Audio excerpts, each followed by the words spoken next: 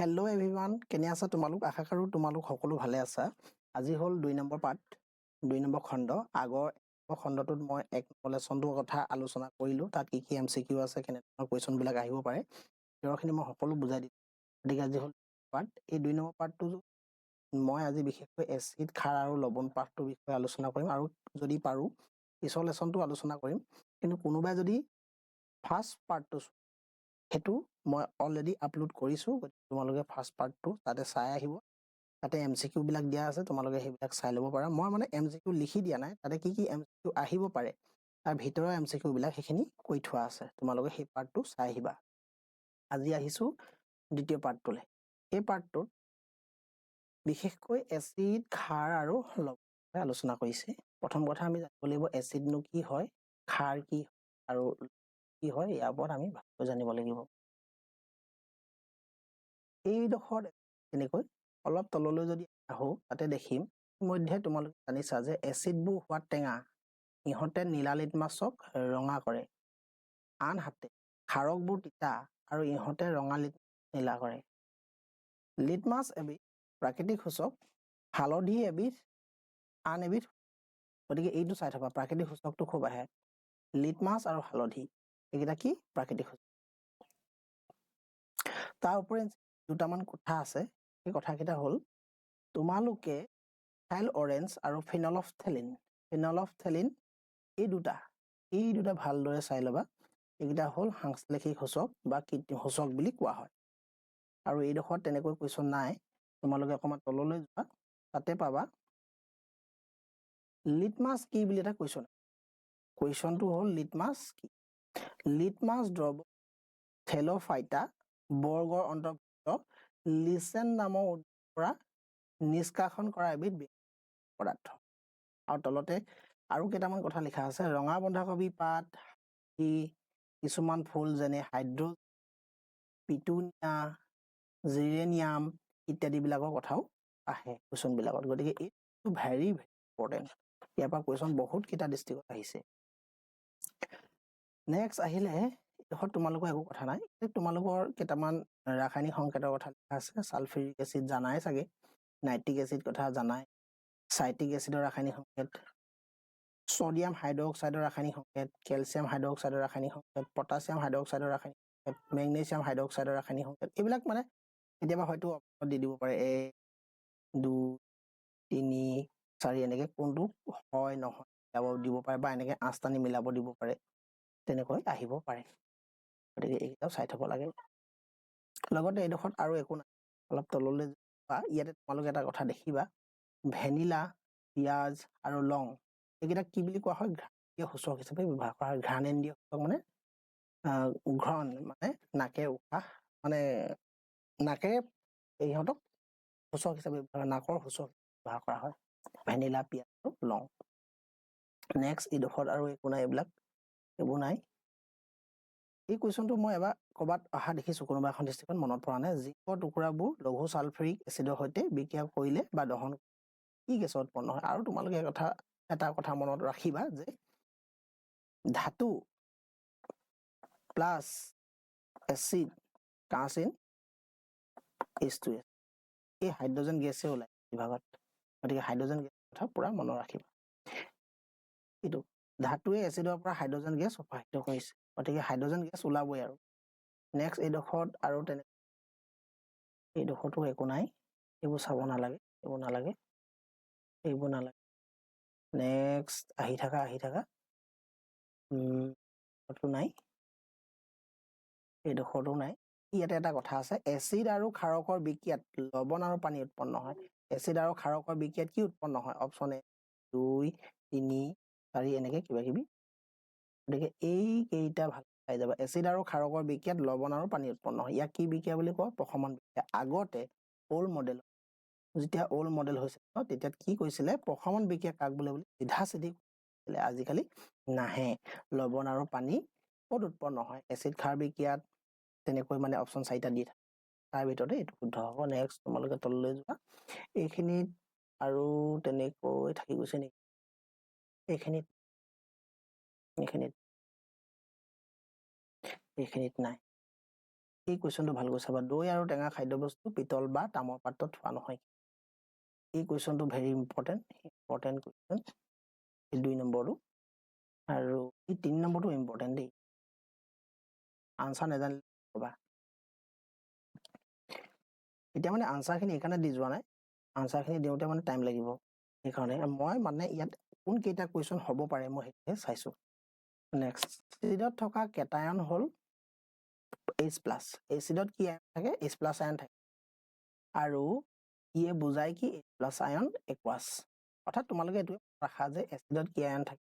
H+ আয়ন থাকে, H+ আয়ন। আৰু ক্ষাৰকত কি থাকে? OH নিগেটিভ আয়ন।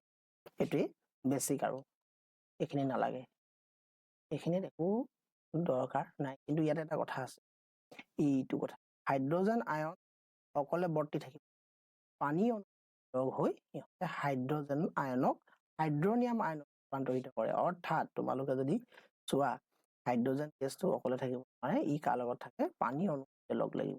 আৰ্চেন কি হ'ব? H3O positive.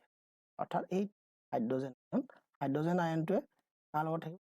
লগত লগ লাগি হাইড্ৰনিয়াম আয়ন গঠন হয়। এই কথাটো আহে, পৰীক্ষাত আহে। নেক্সট, এইটো এটা, ক্ষাৰকবোৰ পানীত হাইড্ৰক্সাইড আয়ন উৎপন্ন কৰে। ক্ষাৰকবোৰে পানীত কি উৎপন্ন কৰে? OH আয়ন উৎপন্ন কৰে। ইহঁতক কি বুলি কোৱা হয়? ক্ষাৰ বুলি কোৱা হয়। নেক্সট, এইডোখৰত আৰু নাই, এইডোখৰত নাই। আৰু এটা কথা তোমালোকক স্কুলতে হওক বা টিউচনতে হওক য'তে হওক তোমালোকক শিকাইছে যে এটা কথা, যে ক'ত কি ঢালিব লাগে। এচিডত পানী ঢালিব লাগে নে পানীত এচিড ঢালিব লাগে, ইয়াত কথাটো লিখা। তোমালোকে চোৱা, যদি পানী কাৰ এচিডত কৰা হয় তেতিয়া উৎপন্ন হোৱা তাপৰ বাবে মিশ্ৰটো বাহিৰলৈ ছিটিকি পাৰে আৰু জুই লাগিব পাৰে। অত্যাধিক স্থানীয় তাপ উৎপাদন বাবে কাঁচৰ পাত্ৰটো ভাঙিব পাৰে, অৰ্থাৎ বহুত তাপ হৈ যায়। গাঢ় ছালফাৰিক পাত্ৰ আৰু ছডিয়াম হাইড্ৰক্সাইডৰ বৰি ৰখা বটলত গাত থকা সতৰ্ক চিন থাকে। মানে এইবিলাকৰ কথা আছে, তোমালোকে এইটো মনত ৰাখিবা। পানীত এচিড বা ক্ষাৰ দ্ৰৱীভূত কৰা প্ৰক্ৰিয়াটো এটা অতিশয় তাপৰ প্ৰক্ৰিয়া। এচিডত পানী মিহলাওঁতে সাৱধান হ'ব। অৰ্থাৎ এচিডত পানী মিহলাওঁতে সাৱধান হ'ব লাগে। এচিড সদায় পানীত লাহে লাহে যোগ কৰিব লাগে। প্ৰথমে কি ল'ব লাগে? পানী ল'ব লাগে, তাৰপিছত কি দিব লাগে? এচিড দিব লাগে। আৰু দিওঁতেও স্পীডত নহয়, লাহে লাহে যোগ কৰিব লাগে। নেক্সট, অৰ্থাৎ এইটো ভুল ষ্টেটমেণ্ট, এইটো শুদ্ধ ষ্টেটমেণ্ট, এইটো শুদ্ধ। নেক্সটটো 1 নম্বৰ কুৱেশ্যন ইম্পৰ্টেণ্ট, আৰু ইয়াতে 3 নম্বৰ ইম্পৰ্টেণ্ট। এইটো কথাটো ক'লোৱে, 5 নম্বৰ কথাটো মই ইতিমধ্যে বুজাই আহিছোঁ, এইকেইটাই চাবা ইয়াতে। তাৰপিছতে আহিলে pH স্কেল কি? pH স্কেলক লৈ আগতে বহুত কুৱেশ্যন আহিছে, আগতে লিখিবলৈ আহে pH স্কেল কি, pH স্কেল কোনে উদ্ভাৱন কৰিছিলে তেনেকৈ। কিন্তু ইয়াত ডেফিনেশ্যন আছে। pH স্কেল কাক বোলে এনে চাই থবা। কিন্তু pH শব্দটো ক'ৰ পৰা আহিছে? জাৰ্মান ভাষাৰ পটেনিক্স শব্দৰ পৰা আহিছে, পাৱাৰ। স্কেলডালৰ বিষয়ে চাগে তোমালোকে জানাই, মাজতে ভাগ কৰা আছে 7, এফালে আছে 9, এফালে আছে 14। ইয়াৰ পৰা ইয়ালৈ যদি বাঢ়ি যায় H+ আয়ন গাঢ়তাটো, তেতিয়া কি হয়? ইয়াৰ পৰা ইয়ালৈকে কি জোখা হয়? এচিড। এচিড। আৰু ইয়াৰ পৰা ইয়ালৈকে কি জোখা হয়? সেইটোকো কিন্তু উল্টাকৈ আহে, 7ৰ পৰা 14লৈকে নহয়, 14ৰ পৰাহে 7 হ'ব, এইটো ডাইৰেকশ্যনত। অৰ্থাৎ 14ৰ পৰা 7লৈকে কাউণ্ট কৰা হয়। এই কি হ'ব? ক্ষাৰ হ'ব। নেক্সট, এইডোখৰত আৰু একো নাই, ইয়াতে চাই থবা। পাচক ৰসৰ pH সমান কিমান? নেমু ৰসৰ pH সমান, মানটো চাবা। বিশুদ্ধ পানী pH সমান 7, মেগনেছিয়ামৰ দুগ্ধ 10, ছডিয়াম হাইড্ৰক্সাইডৰ 18। তাৰপিছতে এইখিনি আৰু কুৱেশ্যন নাহে, এইটোতো নাই। ক'ত ক'ত pH আমাৰ গুৰুত্বপূৰ্ণ? আমাৰ পাচন তন্ত্ৰত pHৰ গুৰুত্বপূৰ্ণ আছে, মানে ভূমিকা আছে। pHৰ পৰিৱৰ্তন আৰু দন্তক্ষয়ত আছে, তেনেকৈ মানে আছে। এইকেইটা আগতে আহিছে, নাই চাব নালাগে। কিন্তু বক্সটোত মই যে আগতে কৈছোঁ, red box, blue box, very very important. ইয়াত চাবা তোমালোকে ভিনেগাৰত কি আছে, কমলাত চাইট্ৰিক এচিড, তেতেলীত কি আছে, বিলাহীত কি আছে, নেমু টেঙাত কি আছে, টেঙা গাখীৰত কি আছে, পৰুৱা শুঙত কি আছে, চুৰাত পাতত কি এচিড থাকে, এইখিনি জানিবলগীয়া। আৰু এটা কথা ইয়াতে লিখা, পাহাৰী পালেং ক'ত পোৱা যায়? পাহাৰী পালেং ক'ত পোৱা যায়? য'ত মানে কি থাকে, এইটো চুৰাত পাতৰ গছ থাকে, চুৰাত পাতৰ গছজোপা য'ত থাকিব তাৰ কিনাৰতে ওচৰে পাজৰে কি থাকিব, পাহাৰী পালেং পোৱা যায়। এইটো কুৱেশ্যনটো চাই থবা আৰু এই কুৱেশ্যনটো চাই থবা। এইখিনিত তেনেকৈ নাই, এইখিনিতো নাই, মই চাইছো, কৈছো তোমালোকক নাই, মই কৈ দিয়া নাই, এইখিনিতো নাই। এটা চাবা, ব্লিচিং পাউডাৰ, ভেৰি ইম্পৰ্টেণ্ট।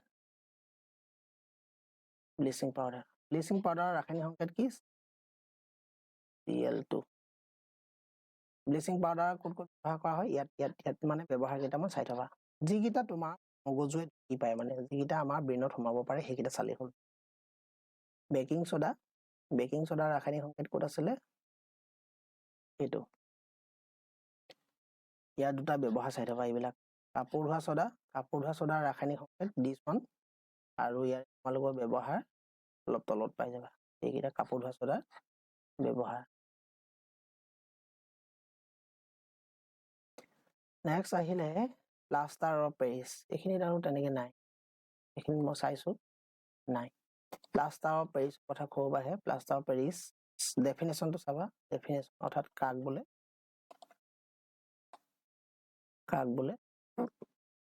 আৰু এই চাবা দেই, প্লাষ্টাৰ অফ পেৰিছ সমীকৰণ, সেই সমীকৰণটো খুব আহে। প্লাষ্টাৰ অফ পেৰিছ কেনেকুৱা ধৰণৰ পদাৰ্থ? বগা পদাৰ্থ। ইয়াক ক'ত ক'ত ব্যৱহাৰ কৰা হয়? মসৃণ তল, পুতলা বনোৱা সামগ্ৰী, এইবিলাকত ব্যৱহাৰ কৰা হয়। এই কুৱেশ্যনটো ইম্পৰ্টেণ্ট, এইটো এটা আৰু এইটো এটা। এইটো আছিলে তোমালোকৰ 2 নম্বৰ পাঠটো কেনে লাগিলে তোমালোকে জনাবলৈ নাপাহৰিবা। 1 নম্বৰ পাঠটো তোমালোকে যিসকলে চালা তেতিয়াহ'লে তোমালোকে 2 নম্বৰ পাঠটো চাই ল'বা। যিসকলে 1 নম্বৰ পাঠটো চোৱা নাই, 2 নম্বৰ পাঠটো চোৱাৰ আগতে 1 নম্বৰ পাঠটো চাই আহিবা, তাৰপিছত এইটো চাব পাৰিবা, তেতিয়াহে ভালকে বুজি পাবা। এইখিনি আমাৰ হিন্টছবিলাক থাকে, এইবিলাকো কম নহয়, এইবিলাকো আহে। এতিয়া মেইন অনুশীলনটোত যদি আমি চাওঁ, মেইন অনুশীলনটোত এইটো MCQত খুব দিয়ে, এতিয়া দেখিছো এইকেইটা গোটেইকেইটা এটাত আহি থাকে, ভেৰি ইম্পৰ্টেণ্ট, হেভি ইম্পৰ্টেণ্ট। তাৰপিছত এইটো এটা 9 নম্বৰটো, এইটোতো ডাইৰেক্ট 4 নম্বৰ মান দি দিয়ে। এইটো এটা প্লাষ্টাৰ অফ পেৰিছ কিয় জলীয় বাষ্প সোমাব নোৱাৰা পাত্ৰত থব লাগে, কিয় সেইটো ব্যাখ্যা কৰিব লাগে, এইটো 3 মাৰ্কছ মান আহি যায়। এইটো এটা, আৰু এইটো নাই, এইটো শেষ হৈছে পাঠটো। গতিকে পৰৱৰ্তী ধাতু আৰু অধাতু পাঠ, এইটো মই নেক্সট ক্লাছত দিম। গতিকে ক্লাছ কোন তাৰিখে মই আপলোড কৰোঁ মই এতিয়ালৈকে ভাবি পোৱা নাই। তোমালোকে এই ভিডিঅ'টো চাই পিনে কমেণ্ট আৰু লাইক, ছাবস্ক্ৰাইব কৰিবলৈ নাপাহৰিবা, লগৰৰ মাজত শ্বেয়াৰ কৰি দিয়া প্লিজ। Thank U.